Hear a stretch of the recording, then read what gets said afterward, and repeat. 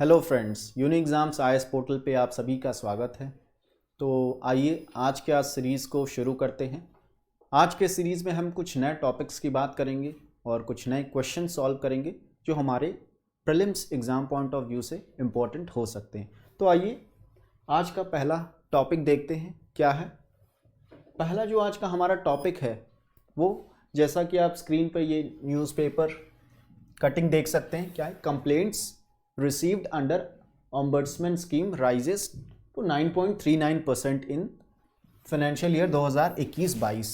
ये रिसेंटली अभी क्या हुआ कि आरबीआई के द्वारा जो स्कीम चलाया जा रहा है जिसका नाम है इंटीग्रेटेड ओम्बड्समैन स्कीम, उसके द्वारा एक रिपोर्ट रिलीज किया गया जिसमें ये देखने को मिला कि इस पर्टिकुलर स्कीम से जुड़े जो भी कंप्लेंट्स हैं या ग्रीवांसेस हैं उनमें काफ़ी ज़्यादा इंक्रीमेंट हुई।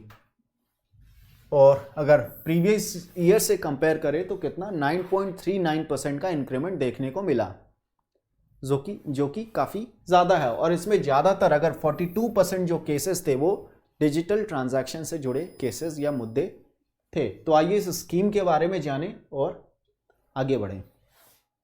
तो ओम्बड्समैन क्या होता है? एक तरीके से ये एक सीनियर ऑफिशियल्स को अपॉइंट किया जाता है किसी गवर्नमेंट द्वारा या ऑर्गेनाइजेशन द्वारा, जिससे कि जिस फील्ड में वो काम कर रहे हैं या जिस फील्ड से वो जुड़े हैं उनसे रिलेटेड जो भी मुद्दे हैं, ग्रीवांसेस है या कंप्लेंट्स हैं, उनको रिजॉल्व करना। फाइन, उनको रिजॉल्व करना।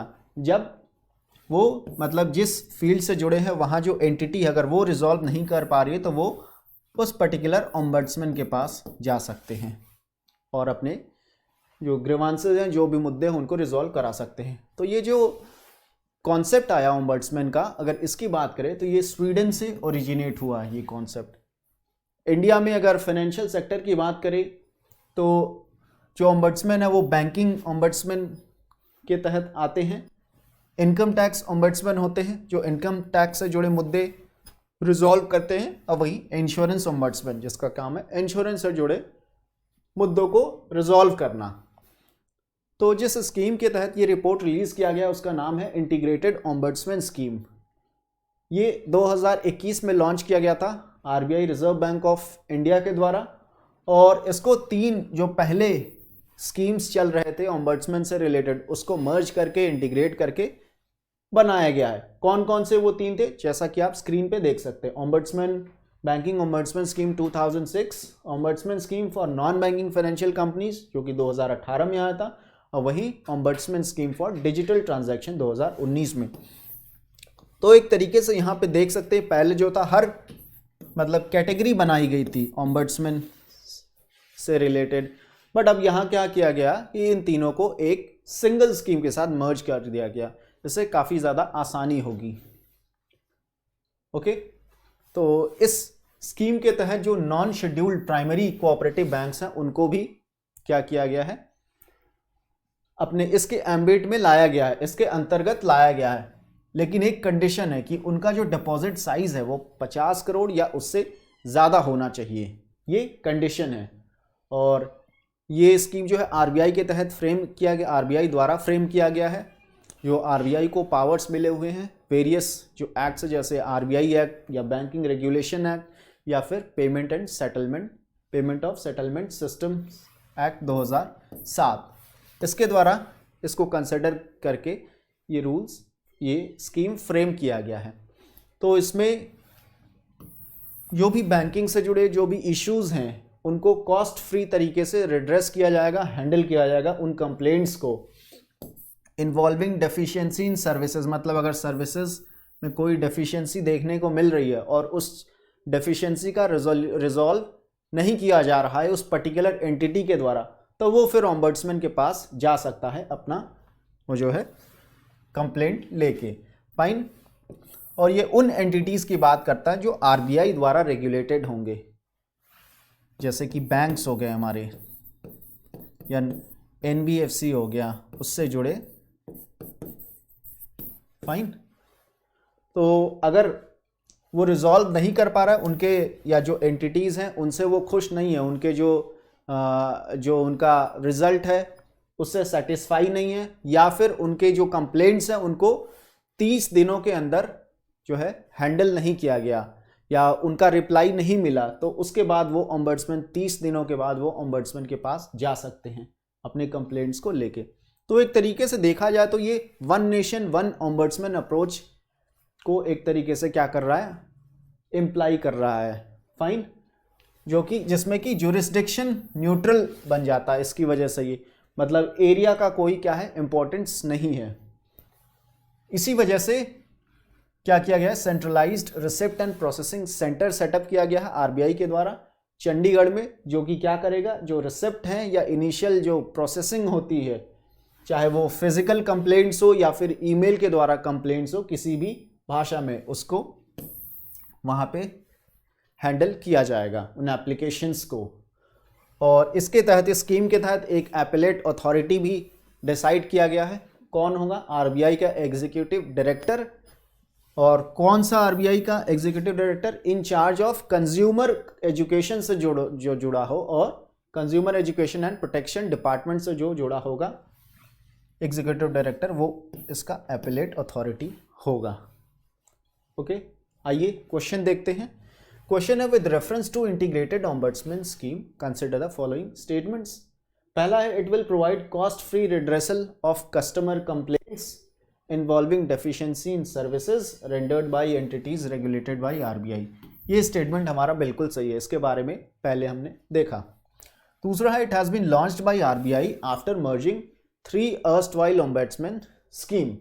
ये भी स्टेटमेंट हमारा क्या है, बिल्कुल करेक्ट है, इसके बारे में हमने देखा। तो चूंकि करेक्ट पूछ रहा है तो यहाँ पे दोनों ही हमारे क्या हैं, करेक्ट हैं, that is C will be our answer. Okay, आइए अगले टॉपिक पे चलते हैं।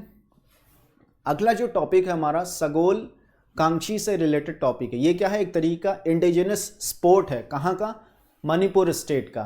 तो रिसेंटली जो होम मिनिस्टर हमारे अमित शाह जी ने, उन्होंने एक स्टैच्यू इनॉग्रेट किया इम्फाल में, which is capital of Manipur. जैसा कि आप ये इमेज में देख रहे हैं, it is a Manipuri pony horse पे एक इंडिविजुअल बैठे हुए हैं। और ये क्या है, एक तरीके से इसको मणिपुरी पोनी बोला जाता है, जो कि एक हॉर्स का ही क्या है, ब्रीड है। इसका सिग्निफिकेंस क्या है, इंपॉर्टेंस क्या है, उसके बारे में हम बात करेंगे। फाइन, तो ये लगभग 122 फुट का काफ़ी बड़ा स्टैच्यू बनाया गया है, जिसमें कि एक पोलो प्लेयर जो है उस पर, जो हॉर्स है उस पर बैठा हुआ है। फाइन, तो ऐसा कहा जा रहा है कि जो मॉडर्न पोलो जो स्पोर्ट हम देखते हैं, it has been originated from this particular sport of Manipur, जिसको क्या बोला जा रहा है, सगोल कांची से ही निकल के मॉडर्न पोलो आया है, ऐसा लोगों के द्वारा बोला जा रहा है। जिसमें कि प्लेयर्स जो है हॉर्स राइड करते हैं और क्या करते हैं, स्पेसिफिकली मनी पोनीज, जो हॉर्स होता है वो क्या होता है, मनी पोनीज। और ये 14th सेंचुरी के रिकॉर्ड्स में इसका रेफरेंस देखने को हमें मिलता है। और ये जो मणिपुरी पोनी है, it is one of the 5 recognised equine breeds of India. India के 5 जो ब्रीड्स हैं उनमें से एक है। इक्वीन मतलब एक तरीके से हॉर्स ब्रीड्स की यहाँ पे बात हो रही है। ओके, तो एक तरीके से इसी वजह से ये जो मणिपुरी पोनी है, मणिपुर स्टेट के लिए काफ़ी इंपॉर्टेंट, उसका कल्चरल सिग्निफिकेंस काफ़ी बढ़ जाता है। और इसी वजह से गवर्नमेंट के द्वारा, स्टेट गवर्नमेंट के द्वारा कंजर्वेशन प्रोग्राम भी चलाया गया था, जिसका नाम है Manipuri conservation and development policy. 2016 में ये आया था। फाइन, तो एक तरीके से उनकी जो मणिपुरी सोसाइटी है, उनके कल्चर का, उनके सोशल लाइफ का एक इम्पॉर्टेंट क्या है, सिग्निफिकेंट पार्ट है, हिस्सा है। इसी वजह से इसको इतना क्या किया जा रहा है, इम्पॉर्टेंस दिया जा रहा है। और इसका जिक्र जो है माइथोलॉजी, जो मणिपुरी माइथोलॉजी है उसमें भी देखने को मिलता है, जहाँ पे ये कहा जाता है कि जो मणिपुरी पोनी है, fine, it has regarded to be descended from Samadon Ayangba से डिसेंड हुआ है। ये क्या है, एक तरीके का फ्लाइंग हॉर्स है। किसका, लॉर्ड मार्जिंग का क्या है, फ्लाइंग हॉर्स है। वहीं से ये मणिपुरी पोनी आया है, डिसेंड किया है। ओके, और ये जो है, ये मीटी जो ट्राइब है मणिपुर में उसके गार्डियन डिटी हैं या एक तरीके से गॉड हैं। आइए सवाल देखते हैं। सवाल है with reference to Sagol Kangjei consider the following statements. पहला है it is indigenous sport belonging to the state of Nagaland. ये स्टेटमेंट हमारा क्या है, बिल्कुल इनकरेक्ट है क्योंकि मणिपुर की बात की हमने। दूसरा है modern polo is said to have originated from Sagol Kangjei, बिल्कुल सही है ये हमारा। तो यहाँ पे हमारा क्या पूछ रहा है, इनकरेक्ट पूछा जा रहा है, इस चीज़ पे हमें ध्यान देना है। तो हमारा इनकरेक्ट है ए, दैट इज 1 ओनली हमारा आंसर है। ओके, आइए अगले टॉपिक पे चलते हैं। अगला टॉपिक जो रिलेटेड है हमारा रिजर्व बैंक ने अभी रिसेंटली क्या किया, NUE जिसको न्यू अम्ब्रेला एंटिटी बोला जा रहा है, इसके लाइसेंस के लिए बहुत सारे कॉरपोरेट्स या कंपनीज ने अप्लाई किया था। तो चूंकि उन कंपनीज के द्वारा जो रिक्वायरमेंट्स थी, RBI के द्वारा जो रिक्वायरमेंट्स पुटअप की गई थी उनको वो मीट नहीं कर पाए, इसी वजह से लाइसेंसिंग जो प्रोसेस है उसको होल्ड पे रख दिया गया है। ओके, तो आइए हम देखते हैं कि आखिर ये न्यू अम्ब्रेला एंटिटी क्या है। फाइन, इसके बारे में हमने पहले ही बात किया कि जो कौन से कॉरपोरेट्स कंपनीज थे, फेसबुक हो गया, गूगल हो गया, अमेजन या फ्लिपकार्ट, इनके द्वारा लाइसेंस के लिए एप्लीकेशन डाले गए थे बट अभी मिला नहीं है। तो ये न्यू अम्ब्रेला एंटिटी की अगर बात करें तो 2020 में RBI द्वारा एक गाइडलाइन इशू किया गया था इन कॉरपोरेट्स को कि वो फॉर प्रॉफिट के उससे कॉन्टेक्स्ट से ये एज अ NUE क्या कर सकते हैं, अपना एप्लीकेशन डाल सकते हैं लाइसेंसिंग के लिए। Okay, it is related to India's digital payment ecosystem को एक तरीके से हैंडल करने के लिए, क्योंकि जो डिजिटल या जो पेमेंट सिस्टम है या सेटलमेंट है, अभी करंटली बात करें तो NPCI क्या करता है, काम करता है इंडिया में, जो कि एक NPCI की बात करें तो ये नॉट फॉर प्रॉफिट एंटिटी है, ये प्रॉफिट माइंड से काम नहीं करता। बट यहाँ पे जो RBI है इन कॉरपोरेट्स को प्रॉफिट कारण से क्या कर सकते हैं, वो लाइसेंस ले सकते हैं after fulfilling the conditions. Okay, तो ये एक तरीके से NUE जो है पैन इंडिया अम्ब्रेला एंटिटी होगा, जिसका फोकस रिटेल सेक्टर से जुड़े जो भी पेमेंट है या सेटलमेंट्स हैं उनसे जुड़ा होगा ये, और इसको कंपनीज एक्ट 2013 के तहत क्या किया जाएगा, इनकॉर्पोरेट किया जाएगा या बनाया जाएगा। साथ ही साथ अदर एक्ट्स के द्वारा भी इनको ऑथराइजेशन दिया जाएगा, जो कि payment and settlement system act 2007 का जो पेमेंट या सेटलमेंट से जुड़े मुद्दों को देखता है, जैसे रूटिंग हो गया, जो भी ट्रांजैक्शंस होते हैं या ट्रांजैक्शन के प्रोसेसिंग से जुड़ा, ओके, इन सब चीज़ों से काम करेगा। एंड ऑल्सो ये क्या करेगा, it will manage and operate जो न्यू पेमेंट सिस्टम है रिटेल सेक्टर में, जैसे UPI हो गया, उसके साथ साथ अदर जैसे POS हो गया या ATM, इनको क्या करेगा, ऑपरेट करेगा, मैनेज करेगा। उसके अलावा क्लियरिंग एंड सेटलमेंट सिस्टम्स को भी इस फील्ड पे भी काम करेगा। अभी जैसे NPCI जो बैंकों के द्वारा प्रमोट किया जाता है, ज़्यादातर NPCI ही किया जाता है। तो एक तरीके से ये जो NUI होगा ये, या NUE सॉरी, तो एक तरीके से ये ऑल्टरनेटिव होगा NPCI के अलावा एक, जिससे क्या होगा, जो बहुत सारी जो डिजिटल ट्रांजैक्शंस हैं, जो एक तरीके से बर्डन बनता जा रहा है NPCI पे, तो एक बर्डन कहीं ना कहीं इस पे कम होगा। और कंपनीज, अगर अदर कंपनीज आएंगी तो वो भी प्रॉफिट माइंड से काम करेंगी, तो एक तरीके से उनका भी जो है एक तरीके से ग्रोथ होगा या प्रॉफिट वो भी कमाएंगी। क्यों? क्योंकि ये फीस भी चार्ज करेंगी।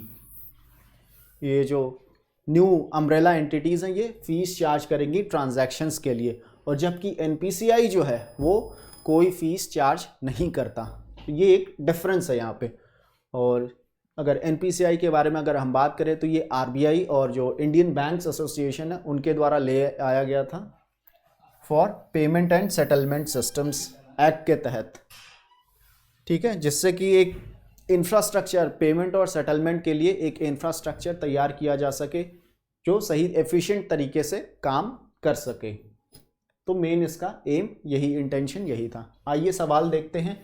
NUE से जुड़ा है, न्यू अम्ब्रेला एंटिटी से जुड़ा। पहला स्टेटमेंट है, ये एक पैन इंडिया अम्ब्रेला एंटिटी है, focus on retail sector payment पे फोकस करेगा ये, जो कि बिल्कुल करेक्ट स्टेटमेंट है। वहीं दूसरा है, it will be incorporated under companies act 2013 और ऑथोराइज्ड बाय सेबी। ये स्टेटमेंट हमारा गलत है, ये RBI के द्वारा ऑथराइजेशन मिलेगा इसको। तीसरा है, it will be allowed to charge fee for transaction unlike the NPCI। ये भी हमारा बिल्कुल सही है, पहले हमने बात कर चुके हैं इस पे। तो हमारे यहाँ से जो आंसर है, और answer will be C, that is 1 and 3। Fine. तो आइए अगला टॉपिक देखते हैं। अगला टॉपिक जैसा कि आप स्क्रीन पे देख सकते हैं, एक न्यू ड्वार्फ प्रजाति मिली है बोआ की। बोआ क्या है? एक तरीके का स्नेक है, जिसको बोआ कॉन्स्ट्रक्टर भी बोलते हैं या रेड टेल्ड बोआ भी बोला जाता है इसको। तो उसी का एक शॉर्ट वर्जन मिला है, या ड्वार्फ जिसको बोला जा रहा है। काफ़ी देखने में क्या है, इसका साइज़ काफ़ी छोटा होता है, जो नॉर्मल बोआ हम देखते हैं। तो ये इसी को रिसेंटली अभी डिस्कवर किया गया है इक्वाडोरियन अमेजन में, जो अमेजन वाला हिस्सा है इक्वाडोर में, वहाँ पे ये पाया गया। और इसी के बारे में हम जानेंगे, इसके कैरेक्टरिस्टिक्स के बारे में। ओके, तो इसका नाम जो है क्या रखा गया है? ट्रोपिडोफिस कैगुआंगो। ओके, और ये जो नाम है, वहाँ इक्वाडोर के जो एक इंडिजिनस या एक्टिविस्ट थे, उनके नाम पे ये रखा गया है, जो 20th सेंचुरी से बिलोंग करते थे, और उनका नाम है डोलोरस, क्या नाम है? डोलोरस कैगुआंगो। और ये जो स्नेक है लगभग 20 सेंटीमीटर लंबा होता है, और इसका जो कलर होता है स्किन का, वो नॉर्मल जो बोआ होता है उसी की तरह ही ये देखने को मिलता है। और इस स्पीशीज़ में एक अनयूजुअल चीज़ या क्या देखने को मिली कि इसके तहत वेस्टिजियल पेल्विस देखने को मिला। वेस्टिजियल क्या होते हैं? वेस्टिजियल ऑर्गन्स क्या होते हैं कि वो ऑर्गन्स जो पहले तो एग्जिस्ट करते थे, बट यूज़ ना करने की वजह से धीरे धीरे वो एक तरीके से लुप्त होते जाते हैं। वैसे ऑर्गन्स को हम वेस्टिजियल ऑर्गन्स बोलते हैं। जैसे ह्यूमंस में भी हो गए वर्मी, जैसे अपेंडिक्स हो गया, वर्मी फॉर्म अपेंडिक्स हम जानते हैं। तो उसी तरीके से पेल्विस क्या एक तरीके से बोन है, जो एक तरीके से लेग का काम करता है या पैर का, लिम्स का काम करता है। यहाँ पे आप ये देख सकते हैं, ये जो पेल्विस बोन देख सकते हैं, जो पहले चलने के काम में आता था। फाइन। बाद में अब क्या है, अब जो स्नेक्स है उनमें ये चीज़ देखने को नहीं मिलता। इसी वजह से एक तरीके से ये काफ़ी अनयूजुअल चीज़ पाई गई है, जो कि कैरेक्टरिस्टिक है किसका? प्रिमिटिव स्नेक्स, मतलब पहले जो स्नेक्स थे उनमें ये देखने को मिलता था, ये पेल्विस, वेस्टिजियल पेल्विस। तो कुछ लोगों का ये कहना है ये देखने के बाद कि स्नेक्स जो हैं they have descended from lizards, मतलब ये लिजर्ड्स की प्रजाति के एक तरीके से डिसेंडेंट हैं, जिन्होंने, उन लिजर्ड्स की बात करता, जिन्होंने बाद में अपने लिम्स खो दिए। धीरे धीरे उनके लिम्स क्या हो गए? लुप्त हो गए। इक्वाडोर की अगर हम बात करें तो ये साउथ अमेरिकन कंट्री है, जो साउथ अमेरिका के वेस्टर्न पार्ट में पड़ता है, और इसके थ्रू क्या है, इक्वेटर जो है पास करता है। फाइन, यहीं पे ये स्नेक पाया गया है। सवाल देखते हैं। ट्रोपिडोफिस कैगुआंगो रिसेंटली इन द न्यूज़ किस स्पीशीज से जुड़ा हुआ है? ये सवाल है। Spider, snake, लेजर्ड, frog. तो आंसर जो हमारा है क्या है? बी, स्नेक से जुड़ा हुआ है ये। ओके, आइए अगला टॉपिक देखते हैं। अगला टॉपिक है, रिसेंटली एक जो मिनिस्ट्री ऑफ साइंस के तहत जो एक ऑटोनोमस इंस्टीट्यूट है, अगरकर इंस्टीट्यूट, जो कि पुणे में है, उसके द्वारा एक प्रोटीन डिस्कवर किया गया। किसमें? ज़ेब्रा फिश में सॉरी, जिसमें ये प्रॉपर्टी देखी गई कि it can regenerate aged disc. जो डिस्क होती है, खासकर से जो रीढ़ की हड्डी में ये डिस्क देखने को मिलती है। यहाँ पे आप देख सकते हैं, ये जो रीढ़ की हड्डी इसमें पाई जाती है, बोन्स के बीच में पाई जाती है, ये इनवर्टिब्रल डिस्क की बात हो रही है। इसका यूज़ किया जा सकता है ह्यूमंस में, ह्यूमन वर्टिब्रेट्स में यूज़ किया जा सकता है, जिससे कि एक तरीके से जो एज की जैसे जैसे एज बढ़ती है ह्यूमंस की, तो उनके जो डिस्क है, ये जो इनवर्टिब्रल डिस्क है, वो डीजेनरेट या खराब होते जाते हैं। तो इसका यूज करके, इस पर्टिकुलर प्रोटीन जो इसमें फिश में पाया गया, इसका यूज करके उसको कहीं ना कहीं सप्रेस किया जा सकता है, उस डीजेनरेशन को, प्रोसेस को रोका जा सकता है और वापस से इसको रीजनरेट किया जा सकता है। ऐसा रिसर्चर्स के द्वारा पाया गया है, बट अभी इसका प्रैक्टिकल एप्लीकेशन अभी देखना बाकी है। तो आइए इसके बारे में थोड़ा देखें हम। तो जैसा हमने बात किया कि एक तरीके से इसका थेराप्यूटिक इसके अंदर पोटेंशियल है, that can promote regeneration in degenerated human disc.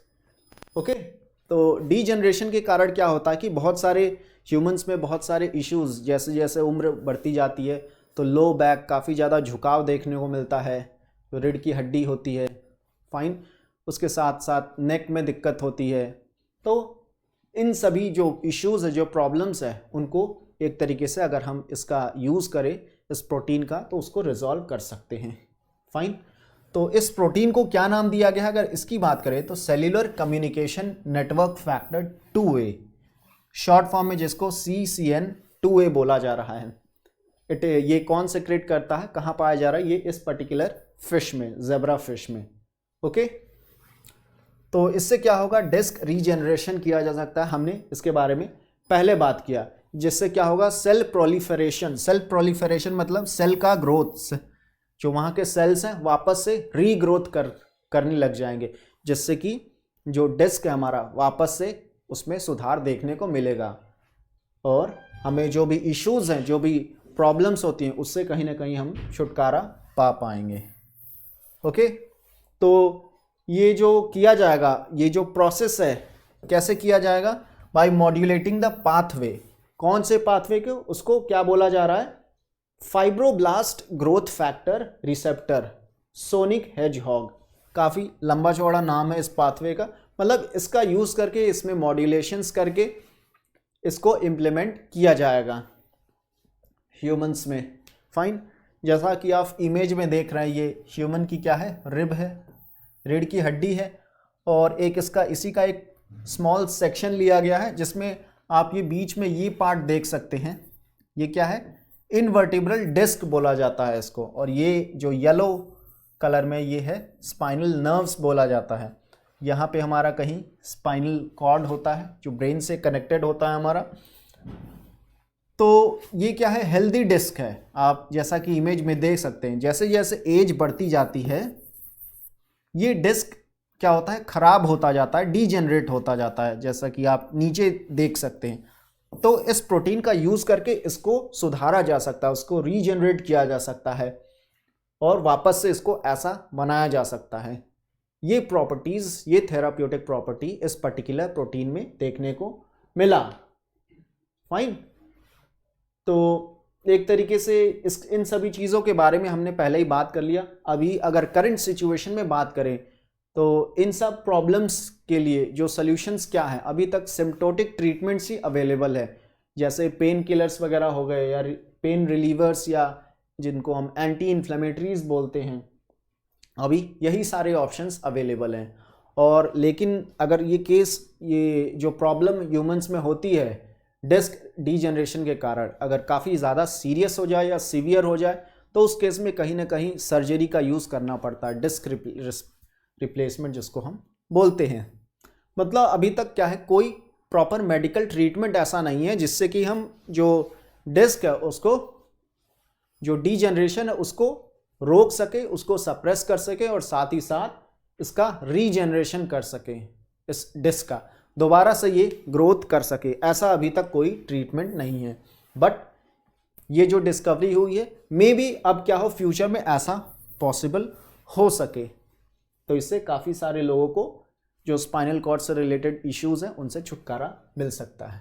आइए सवाल देखते हैं। Protein found in the backbone of which among the given below plays a positive role in promoting regeneration of degenerated and aged human disc.